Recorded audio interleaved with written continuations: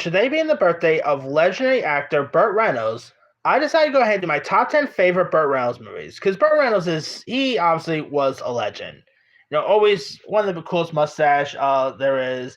One of the coolest, always seemed like one of the coolest actors as well. So here is my official top 10 favorite Burt Reynolds films. I can say he was like the, let's say, the Glenn Powell of the 70s and 80s in a way. Number 10 is the 1979 movie Starting Over.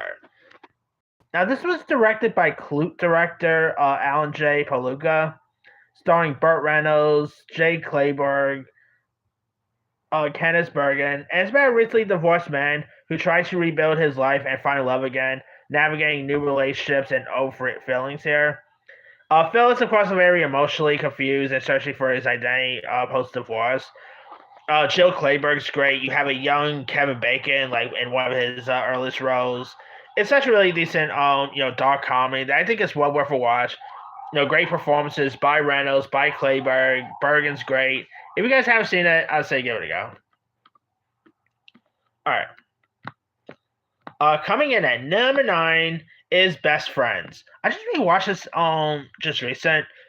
Best Friends, of course, stars Goldie Hawn and Reynolds as a long-term married couple who tries to struggle with marriage while they're like, and of course they try to struggle with whether marriage will change their relationship after tying the knot here.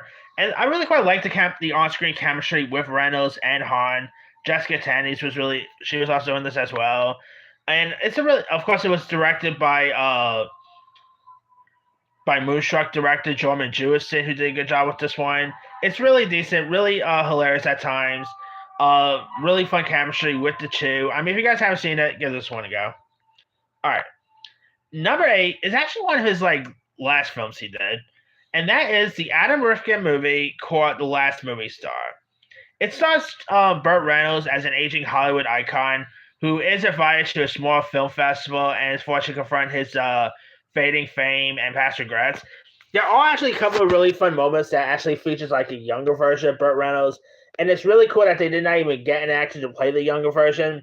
They did a little de-aging in a way, and really looked like it was just Burt Reynolds from Smokey and the Bandits at times. It's a really nice little film. You got the likes of Ariel Winter from Modern Family fame. This actually was the first time I actually saw her in something where she was a little more let's just say grown up there. Following Modern Family, obviously. Of course, other talented folks. You got Chevy Chase was in this. Nikki Bolonsky, who of course played Tracy Turnblad in Hairspray. She also pops up. You got other folks here and there, like you got Clark Duke and all. It's a really decent, little charming film. Really decent film. That I guess you could say really felt like Burt Reynolds' autobiography in a way. Adam Rifkin, who directed Detroit Rock City, he directed this. He did a good job. Really good little film if you guys haven't seen it. It was actually A24. Incidentally, Burt Reynolds actually passed away that same year. The same year that this movie got released. It is a really good little film if you guys haven't seen it. Probably one of his most underappreciated films. Number 7 might be a little unpopular to say, because did not really get the best love at the time. I don't care what anyone says. This movie is more fun than most people give crap for. Number 7, The Dukes of Hazzards. Of course, The Dukes of Hazzards, you got the likes of Sean William Scott, Johnny Knoxville. This is based on the very popular TV show from the 1970s, I think. I mean, the Dukes of Hazzard movie, was really fun. Of course, you had Jessica Simpson as Daisy Duke. Come on, one more key act for there. Of course, you have Burt Reynolds, who plays Boss Hogg, who's a corrupt, antagonist, and he really replaces the original TV actor and leans into more cartoon villainy here. 2005 was a cool year for him because that was the same year he also appeared in the remake of The Longest Yard with Adam Sandler. But he was really great as a villain here. Of course, you had Johnny Knoxville, Sean William Scott, Burt Reynolds. You had Jessica Simpson as Daisy Duke. The late Joe Von Baker was also in this. It is really decent. You know, it is from the same the same people who gave us Super Troopers. It's a really fun film. If you guys never seen it, give it a go. I mean, it's a really decent one. All right. Number 6 is Deliverance. Deliverance was directed by the great John Borman, starring Burt Reynolds and John Voight. Where like four city men go to a trip in rural Georgia, only to encounter violent locals and descend into fight for survival.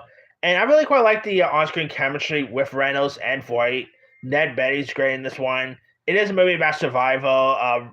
Really intense film at times. This was like one of his earliest films, and he did a really good job here. Of course, John Voight. Now it's always awkward to talk about John Voight nowadays, but John Voight was okay in this. Ronnie Cox was good. It's such a really good film if you guys haven't seen it. Really good score, cinematography, excellent one. All right, speaking of The Longest Yard. Now, even though I do like the Adam Sandler film, because of, but I'm actually gonna go with the original. Number 5 is 1974's The Longest Yard. Starring Burt Reynolds, which of course, if you guys don't know, before he became an actor, he was also an NFL quarterback, and I think in high school, if I'm not mistaken. So he was obviously a football player, so he had football background. The Longest Yard, of course, starred Eddie Albert, Ed Laufer, where like a former quarterback is in prison, is forced to assemble a team of inmates to play against prison guards in a high stakes football game. I still actually do prefer the Adam Sandler version a tad bit more, to be honest. Yeah, I thought the original was still pretty decent. I mean, I got a little more appreciation for I don't really watch the original Longest Yard until I saw the Adam Sandler version, and I of course saw it back to back one time. It's still a classic, really decent football comedy. Burt Reynolds really leaned into the comedy pretty well.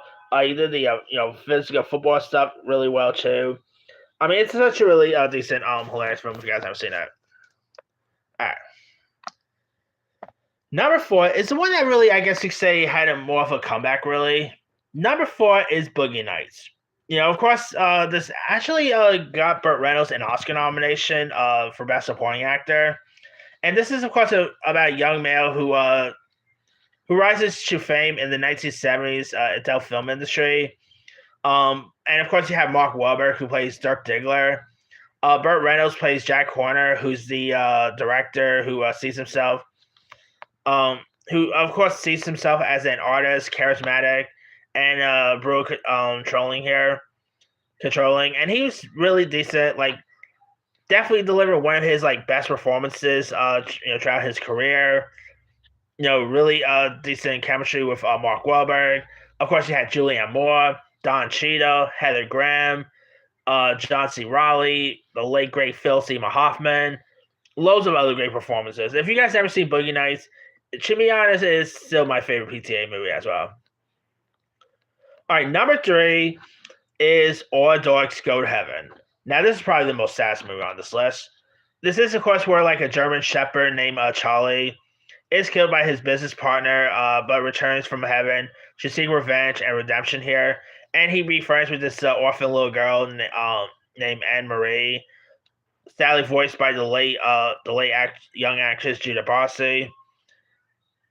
This is a really touching film, especially the end scene with when Charlie tells Anne Marie goodbye. Yeah, especially if you know what happened to the voice actress Judith Barcy. Sadly, of course, you might know Judith Barcy as the voice of Ducky from Land Before Time, which came out a year prior. This was actually her last movie because she tragically passed away at a very, very young age. And there's, of course, the moment and Anne Marie will definitely put you to tears there. Of course, you have the always great Dom DeLuise was also in this as Itchy. I love All Dogs Go to Heaven. It definitely has some fun aspects to it. It's really charming. Directed by the great Don Bluth. Great music as well. I mean, I really shame that they actually when they did the sequel, they ended up replacing Burt Reynolds with Charlie Sheen, which okay. But the OG All Dogs Go to Heaven is just great. It's definitely one of the most saddest anime films there is. Really amazing to watch. If you guys never seen All Dogs Go to Heaven, it's on Tubi nowadays. You can find it. Give it a go. It's a really good one. All right. Coming in at number 2 is the Cannonball Run. This also had Dom DeLuise, directed by the great Hal Needham, starring Farrah Fawcett, Roger Moore, a very young Jackie Chan, Dean Martin. Really fun cast here and there. Where, of course, a wild country, cross country, illegal road race attracts eccentric drivers, law enforcement, and outrageous stunts here. I mean, I guess you could say this was pretty much like the Fast and Furious of the '80s in a way.